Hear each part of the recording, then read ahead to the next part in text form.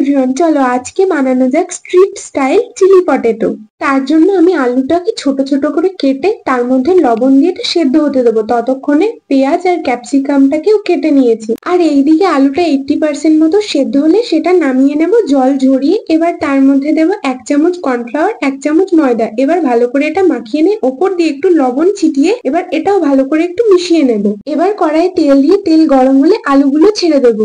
যতক্ষণে আলুটা ভাজা হচ্ছে চলো দুটো জিনিস রেডি করা যাক। তার জন্য একটা বাটির মধ্যে সয়া সস, চিলি সস আর টমেটো সস দিয়ে আর আরেকটা বাটিতে কর্নফ্লাওয়ার দিয়ে এই দুটোই ভালো করে মিশিয়ে রেখে দেব। এবার আলুটাও যখন গোল্ডেন ব্রাউন করে ভাজা হয়ে যাবে তখন এটা তুলে রেখে দেব। এরপর সেই তেলের মধ্যে রসুন কুচি, লঙ্কা কুচি দিয়ে একটু নাড়াচাড়া করে তার মধ্যে ক্যাপসিকামটা দিয়ে দেবো। ক্যাপসিকামটা একটু ভাজা হয়ে গেলে তার মধ্যে পেঁয়াজ কুচিটা দিয়ে একটু নাড়াচাড়া করে নিয়ে তার মধ্যে একটু চিনি আর স্বাদ মতো লবণ দিয়ে এটা একটু ভেজে নেব। এরপর আমরা যে সসটা রেডি করেছিলাম সেটা দিয়ে ভালো করে মিশিয়ে নিয়ে ভেজে রাখা আলুটাও দিয়ে দেব।